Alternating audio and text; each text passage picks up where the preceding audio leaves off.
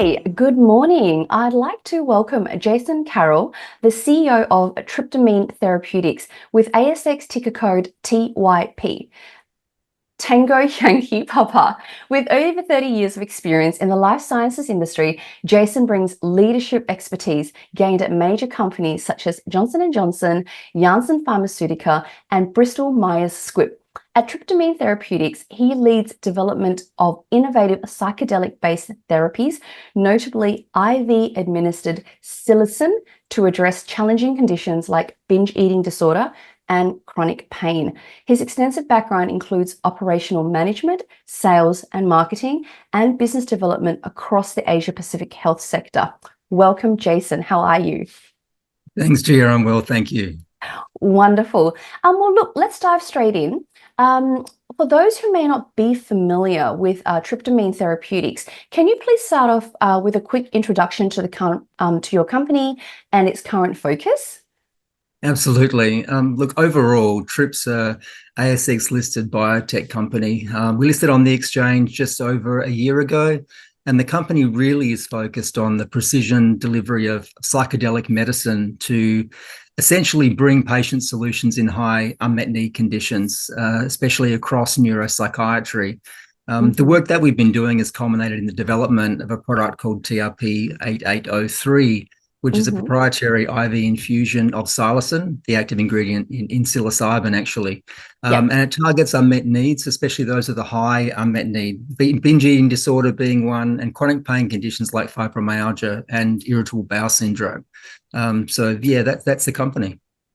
Excellent. Well, look, I'm very curious now, why did you decide to focus on psilocybin and psychedelic-assisted therapy really as your core business? It is. And I've been in the industry a long time, I think about 35 years. So I know that developing a pharmaceutical medicine is hard enough, but developing a new asset actually in CNS is even more difficult. In fact, twice as many trials fail in CNS than every non-CNS product.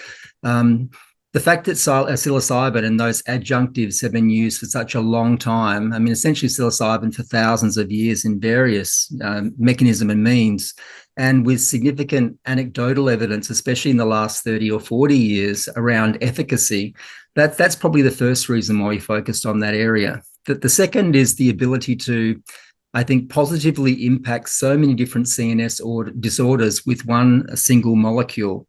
And tryptamine has 3 of those protected disorders that we're focusing on, but there are at least 20 others that are being developed in other companies where psilocybin or its derivatives have been found to have a fairly significant effect. Those 2 things, plus over the last 30 years, research has shown some really exciting data across myriad neuroscience disorders, but there has not been a single regulatory approval of a traditional psychedelic product. It's Yeah, it's the stigma of the original molecule, politically, socially, ensured that research as a legitimate pharmaceutical compound. It's really been a cottage industry, and a more rigorous pharmaceutical approach had to be taken to actually bring these products to market.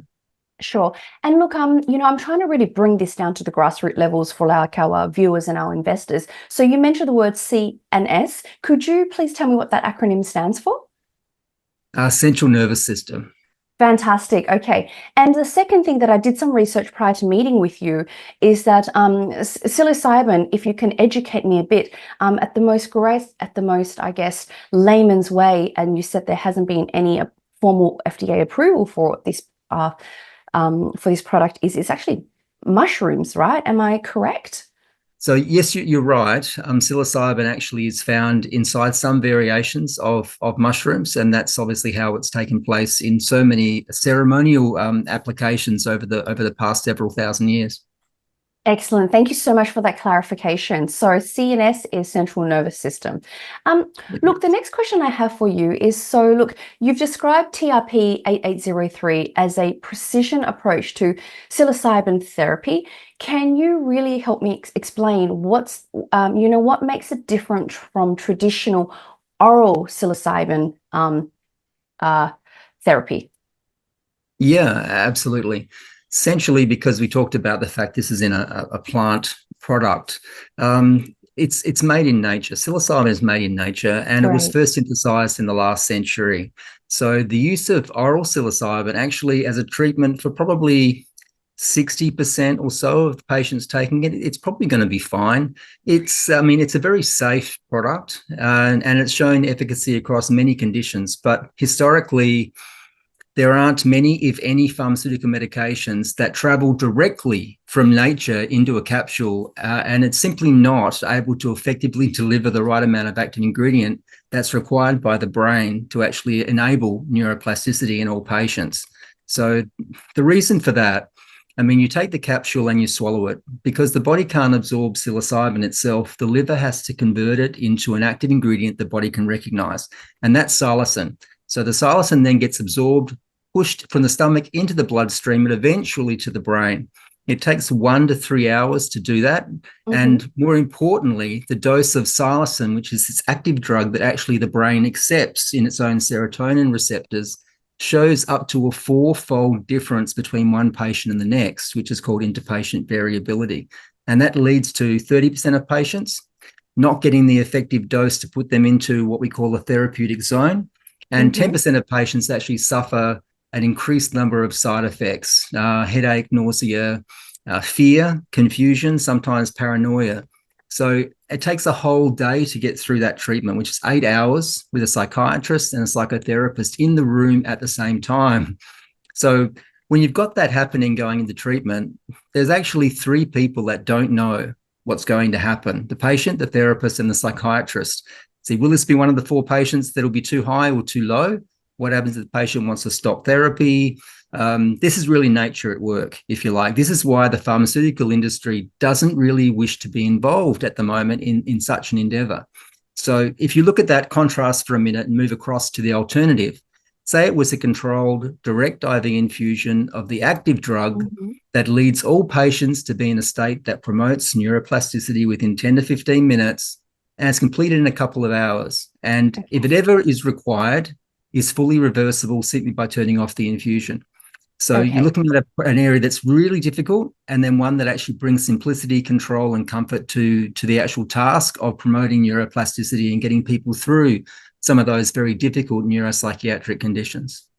So if I heard you correct, so basically, as opposed to the traditional oral psilocybin, we're talking a controlled environment where it's administered under IV, so the uptake and the infusion is faster, and the time frame, instead of going through 8 hours, we're reducing that treatment time zone to like a few hours, and then the patient has better outcomes more effectively, and all the key stakeholders are able to assist and respond more accordingly. Yeah, that's exactly right, Gia. Fantastic. Thanks, Jason. So, Jason, you're targeting a wide range of mental health and pain conditions. What indications are your top priorities right now? Yeah, right now our first 3 pilot studies in binge eating disorder, fibromyalgia, and irritable bowel syndrome are our main priorities. Because essentially Tryptamine Therapeutics was the first company to hypothesize the use of a sort of psychedelic pharmaceutical in these disorders. So our protection over these conditions is actually the strongest across any of them. Great. And look, I don't want to embarrass myself, but you mentioned 3 particular priorities. Obviously, binge eating disorder, we understand, and the third one, which was irritable bowel syndrome. Could you please elaborate more on the second condition that you're hoping to treat? Yeah, fibromyalgia, it's one that not many people have heard about unless you have it. And around about 5% of the global population, and it's more skewed to women than men. 70% will be women, 30% men. And it actually covers almost 4 sort of complete quadrants of the body. It's a pain, it's a sensitized pain. So if someone sort of touches your arm, then you can feel pain in that arm for a considerable period of time, even though there was no pain endured at the time. It's a very difficult condition to treat, and historically it hasn't been treated very well at all. Most physicians used to say to patients, you know, this is all in your head, you're making this up. And in the end, it actually appears like it is a neurological condition. So in the end, they're kind of right, but they did it the wrong way. So people would go untreated for a very long time and they'd suffer in pain. They suffer with a brain fog where they can't remember where they put things and they don't know what's happening. And also they wouldn't want to go outside and activate their social lives because they're always in pain, sometimes unable to even get out of bed for months, sometimes years, depending on the patient. So it's a very high unmet need condition, very poorly treated, and it needs a product that may actually help solve that condition. And above all, from what I can sense, is these top three conditions you're prioritizing, they have actually a huge impact on your patients' quality of life and their life outcomes. Yeah, that's exactly right.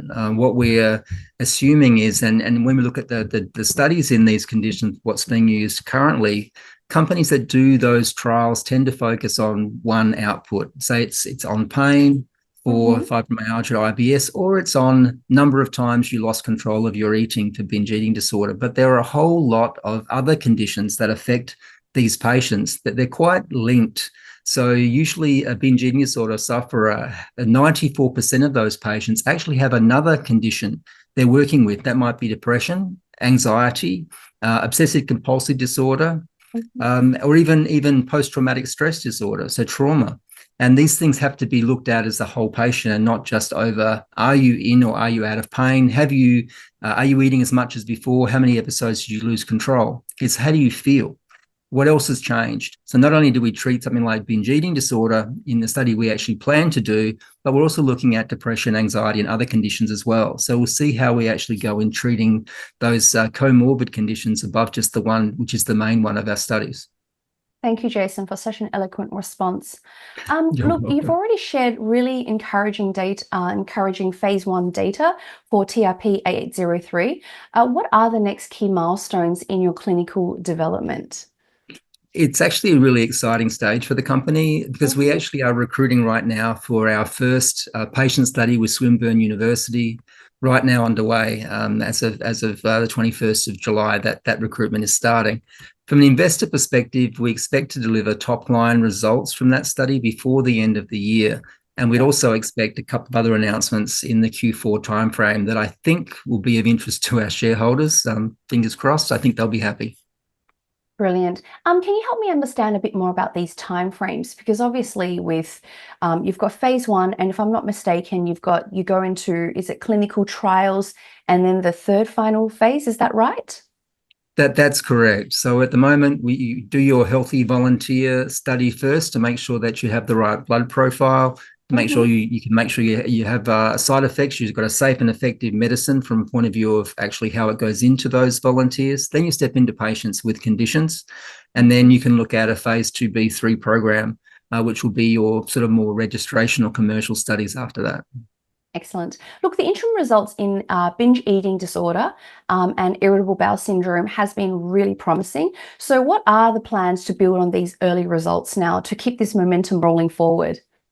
Yeah, we've actually seen quite a lot of quite exciting results, actually exceeded our expectations. We really went into those studies thinking that if we get a 50% response from patients, that would be a fairly good result, especially in conditions that no one else had used a sort of a psychedelic medicine in before. We actually found that 80 to 100% of patients actually got a response, which was actually quite exceptional from our own perspective. Wow. So the patients that had a good outcome, because these patients were also on psilocybin, oral psilocybin, that's what TRP 8802 actually is. We sort of know that those conditions are going to be very effectively treated. So moving those into an IV version of the active ingredient, it really has de-risked our sort of company, and I think our investors, when you consider we're using the direct active ingredient without having metabolism issues into patients directly.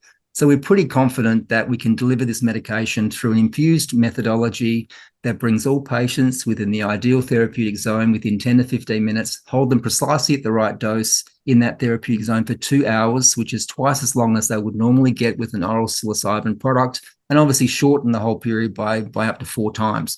So I think we're expecting to have really great results, and I look forward to presenting those. Yeah, I'm excited to see them very soon.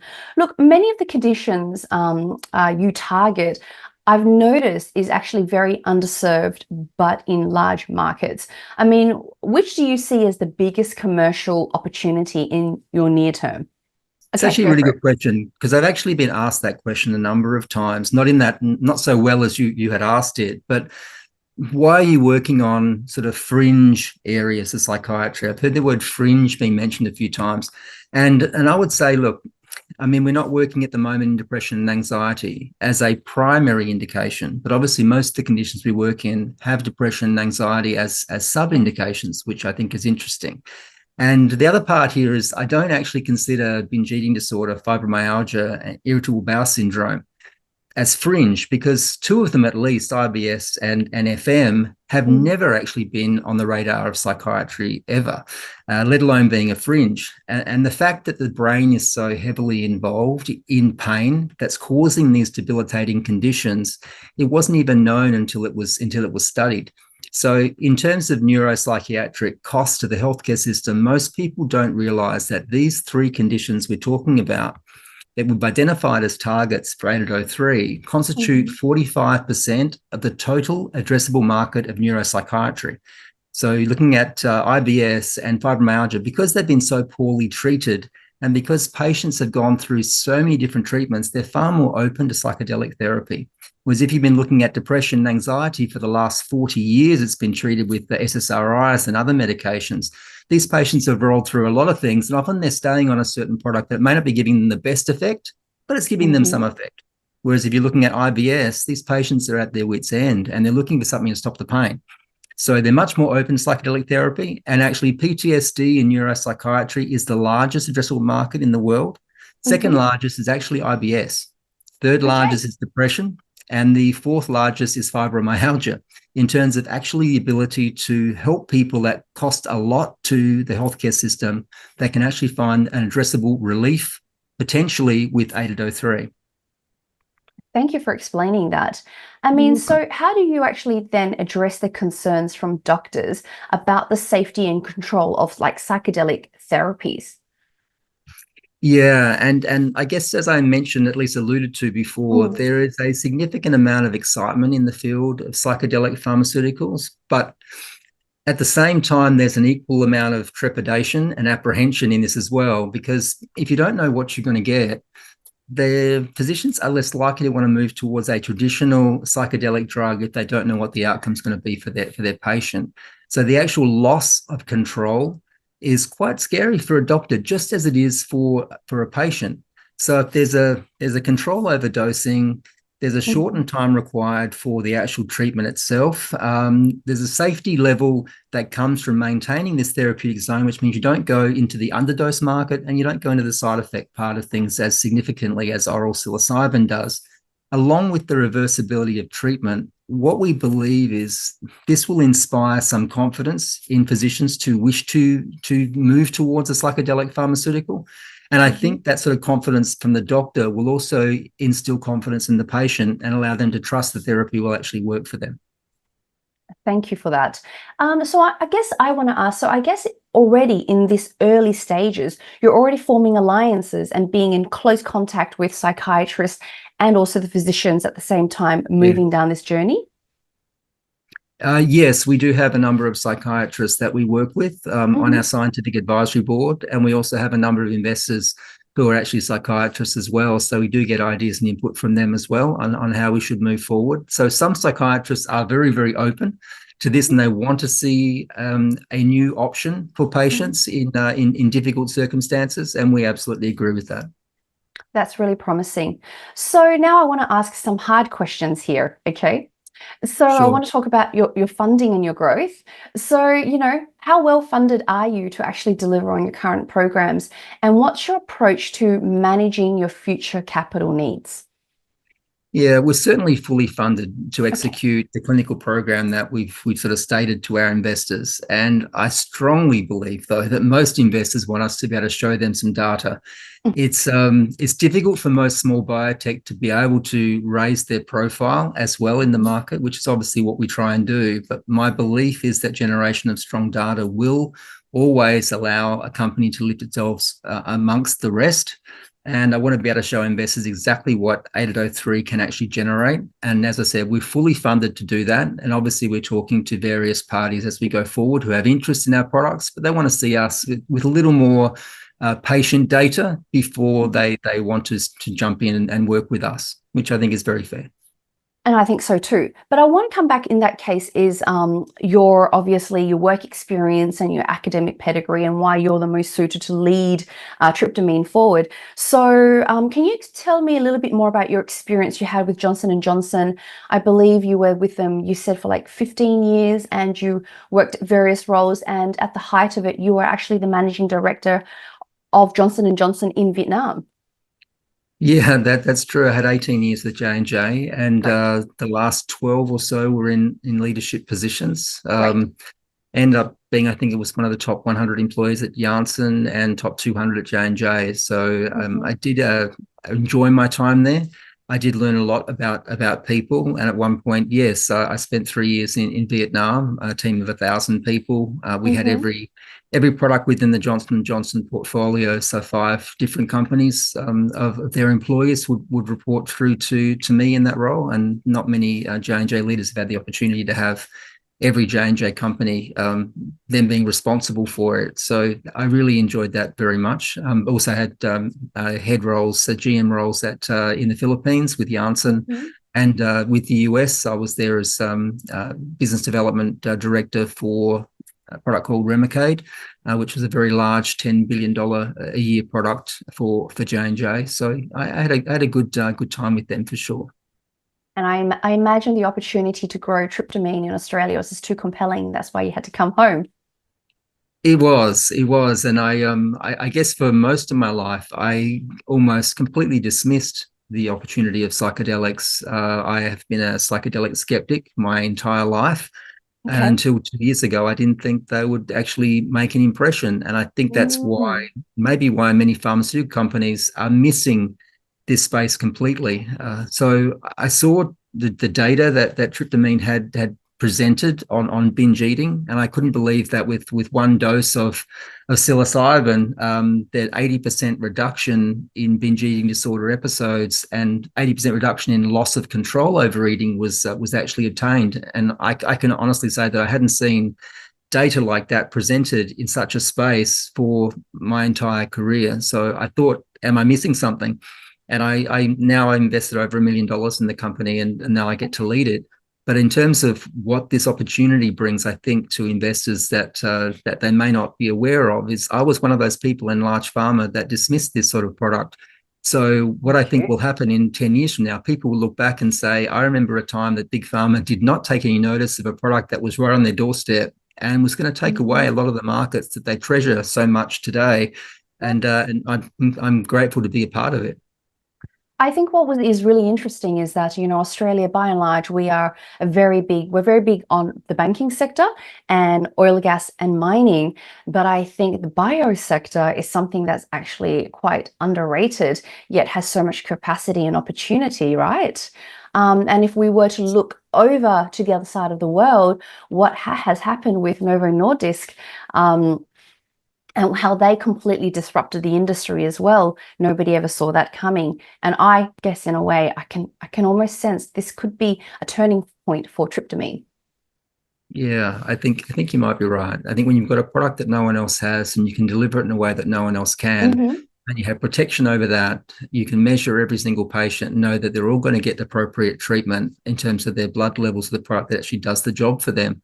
And we know we have that covered. That's our sort of proprietary technology and our patents. So we have a significant amount of opportunity here.